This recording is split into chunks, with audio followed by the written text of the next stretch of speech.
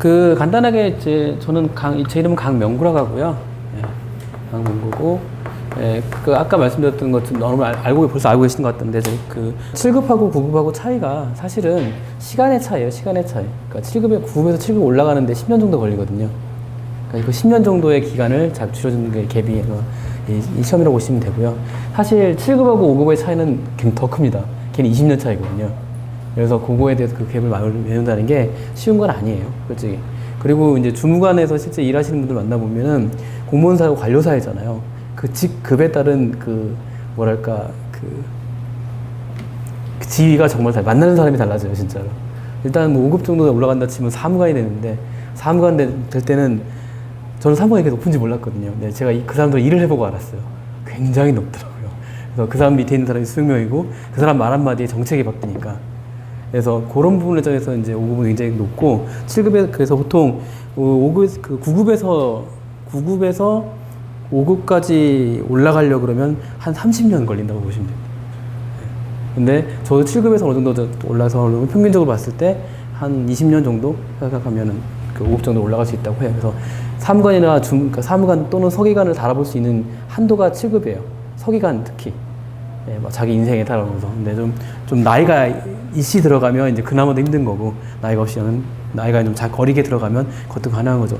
자, 이번에 제가 데이터베이스하고 소프트웨어 공학 쪽을 제가 맡게 될 건데, 제가 올해 문제를 봤어요. 봤는데, 문제가 그렇게 어렵진 않더라고요. 저희 쪽에서 제가 몇 번 다른 사람들 강의를 해보면, 특히 데이터베이스 같은 경우는 아리까리한 문제라고 해봐야 사실 4문제 정도? 소프트웨어 공학 같은 경우는 아리까리한 문제가 거의 없었어요. 그래서 본인만 알기만 하면 풀 수 있는 문제가 될 거거든요. 근데 문제가 그게 알기만 하는 거, 저희 알아야 되는 게 제일 중요하고요. 두 번째로 제일 못하는 게 그거예요, 사람들이. 아는 문제를 못 풀어요. 아는 문제를 실수로 딴 걸 한다든가, 아는 문제를 이렇게 제대로 정확히 알지 못해서 못 푼다거나, 그런 것만 안 하면 사실 이 문제에서 저희가 합격적으로 이렇게 나왔지만 데이터베이스 소공에서 80, 90 나와버리면 다른 거에서 저희가 많은 여유를 가질 수 있게 되잖아요. 그러니까 특히 그런 걸 확실히 명확하게 낼 수 있는 게 사실 데이터베이스 수공이에요. 수공하고 데이터베이스는 왜 그러냐면 걔는 이론이에요. 이론이고 굉장히 오래된 학문이에요. 그래서 예전부터 쭉 왔었기 때문에 그 변화가 많지 않아요. 10년 전에 소통하고 지금 소통하고 그렇게 차이가 있느냐? 그렇게 큰 차이 없어요. 예자일 몇 개 들어가고 그 외에 새로운 방법론 이외에는 큰 차이가 없거든요. 그리고 또 다른 특징이 간단히 말씀드리면 소프트웨어 그 공학의 이론에서 계속 거쳐 나왔잖아요.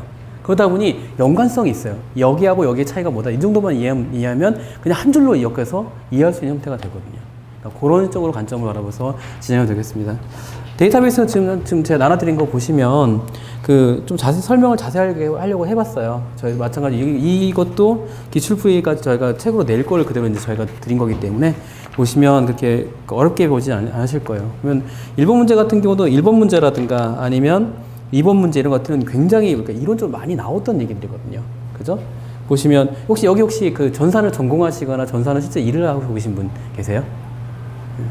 그죠? 그럼 전산에서 사실 전산과를 전공하셨다 그러면 데이터베이스하고 이런 학교에서 배우셨잖아요. 안 배우시나요? 배웠죠. 네, 저도 그때 데이터베이스 싫어했어요. 근데 저는 수공은 되게 좋아했어요. 대학 때. 근데 어찌됐든 간에 그렇게 배운 게 있다 치면 이게 크게 어렵게 받아들이진 않으실 거예요. 근데 대신에 또 아예 이거 경험이 없으신 분들도 실제로 저희가 강의한 내용 자체가 시간이 꽤 많은 편이에요. 두 달 내내 할 거기 때문에 두 달 내내 3시간씩 하게 되면 생각보다 양이 좀 많고 또 이렇게 할 게 되게 많거든요. 그래서 그것만 잘 따라오시면 그 문제는 없을 것 같아요. 1번 문제 같은 경우는 그죠. 그러니까 고전적인 문제잖아요. 파일 처리하고 데이터베이스하고 구분점을 찾는 건데 문제는 그 중에서도 얘가 데이터베이스만 있는 게 뭐냐라는 거죠. 그러니까 이게 데이터 사전이거든요. 데이터 사전이라는 건 뭐냐면 데이터를 규정하는 메타데이터를 얘기하는 거거든요. 그러니까 저희가 메타라는 용어를 쓰게 되면 그죠? 뭐죠? 틀을 만드는 걸 메타라고 하잖아요. 이 메타데이터를 알고 있는 게 이 데이터베이스에서는 그 데이터 사전이라는 곳에서 그걸 넣어놓게 돼 있습니다. 그래서 그 안에 보면 테이블 구조라든가 아니면 인덱스라든가 들어있는 거죠. 그러니까 그런 것들 갖다 이제 인지하고 있느냐를 물어보는 거예요. 즉 이론이에요. 그죠? 2번 같은 경우도 이건 소위 말해서 손실 부분 있잖아요. 동시 실현할 때 어떻게 동시성 제어를 안 하면 어떻게 되는가 라는 얘기였는데 동시에 제어 안 하면 어떻게 되겠습니다. 통장에서 돈을 빼고 돈을 입금한다 치면 돈을 입금했는데 통장은 출금 동시에 일어나가지고 이게 꼬이게 되면 입금은 안 되고 돈만 나가고 이런 게 되겠죠. 그러니까 그런 것들을 어떻게 막아주는가라는 거에서 그걸 위해서 데이터에서 쓰고 있는 것들을 얘기하는 거거든요. 그래서 여기에 대해서 나오는 건데, 여기에서 중에서 문제는 지역적 오류 같은 경우는 데이터베이스 그냥 동시성 제어가 아니라 흩어져 있는 걸 얘기하는 거잖아요. 그러니까 그런 것들에 대해서 간단한 이론들 갖다 쭉 이해하시면 돼요. 3번 그러니까 데이터베이스 중에서 그러니까 문제가 좀 짜증나는 것들 중에 하나가 이런 트리 문제들 같은 건데, 트리 같은 경우는 사실 자료 구조에서도 그냥 바로 배우시는 것들이잖아요. 그러니까 그거랑 겹치긴 하지만 이건 진짜 손으로 한 번씩 다 해봐야 되는 거거든요. 한 번에서 진짜 삽입해보고 빼보고 삭제해보고 다시 트리를 올려보고 내려보고 하는 작업을 해야 되는 겁니다. 저는 귀찮아서 이걸 프로그램 짰어요. 제가 기출 문제 해결하기 위해서 프로그램 짜서 이렇게 이걸 그림을 그렸습니다. 그래서 그 답은 이제 이렇게 준비하시면 될 거고요. 이 릴레이션에서 조인하는 경우는 문제가 자주 나요. 특히 아우터 조인을 해가지고 개수 세는 문제는 굉장히 고전적인 문제 하다 보면, 그렇죠? 그래서 이걸 보면 이거는 오른쪽으로 했기 때문에 오른쪽 테이블 기준으로 끌어내면 되는 거거든요. 어떻게 되죠? 계속 그 BC를 봐가지고 겹치는 것만 찾아내면 되는 거잖아요.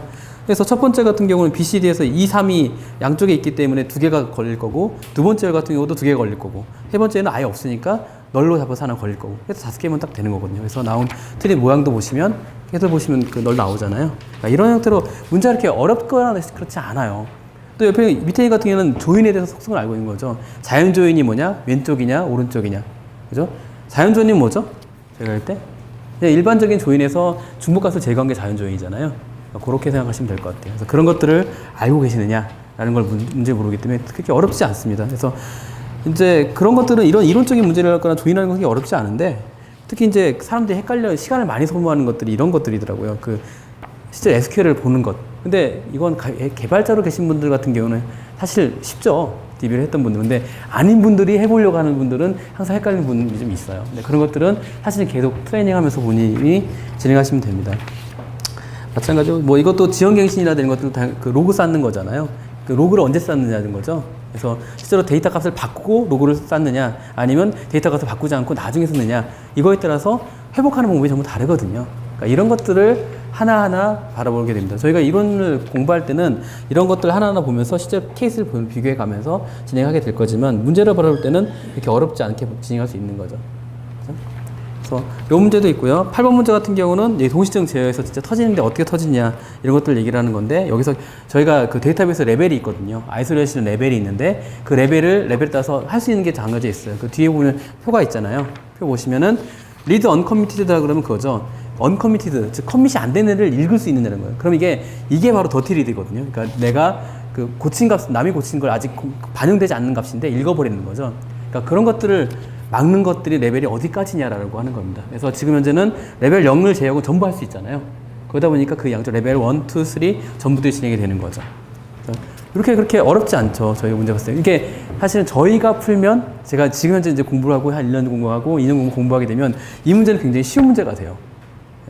그래서 9번도 그렇고 이런 삽입이라든지 이런 것들, 이렇게 삭제상 것들에 대한 그런 것도 보기 때문에 특별하게 어렵지 않게 접근할 수 있어요. 근데 10번 같은 건 얘기가 약간 달라요. 10번 같은 경우는 GIS DB를 얘기하기 때문에 특정한 DB를 얘기하는 거거든요. 그러니까 그렇기 때문에 얘는 특정한 DB를 알아야 돼요. 그러니까 기존적으로 쭉 이론을 따라온 게 아니라 새로운 형태의 DB이기 때문에 거기에 대한 전문 용어를 알아야 돼요. 사실 이런 문제는 모르면 그냥 틀리는 거예요. 그리고 하늘의 선택에 맡겨야 되는 거죠. 다만 이게 아닌 것들은 제외할 수 있는 능력은 있어야 돼요. 예를 들어서 1번이나 2번 같은 경우는 그냥 봐도 알 수 있는, 이건 맞다고 볼 수 있는 게 다 나올 수 있을 거예요. 헷갈리는 거는 3번하고 4번, 이 정도가 좀 헷갈릴 거거든요. 그래서 아마 선택은 둘 중에 하나가 될 텐데, 이 정도로 자기가 데이터를 끄집어낼 수 있는 거. 즉, 이 1, 2, 3, 4를 전체를 보지 않고 1번, 2번을 제낄 수 있는 능력을 저희는 계속 공부를 하게 될 거예요.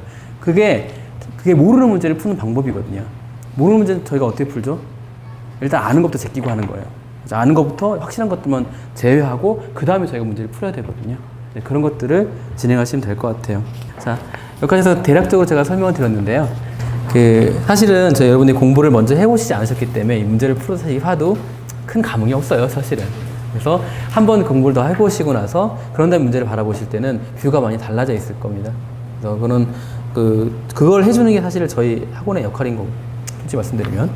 실제로 정보 보호, 저는 개인적으로 이제 보안 쪽에서도 좀 전문가 활동을 좀 많이 하고 있는데, 혹시 궁금하신 점 있으십니까? 전공에 관련된 질문도 하셔도 돼요. 네. 제가 개인적으로 제일 좋아하는 과목이 데이터베이스하고 저는 소프트웨어 공학이거든요.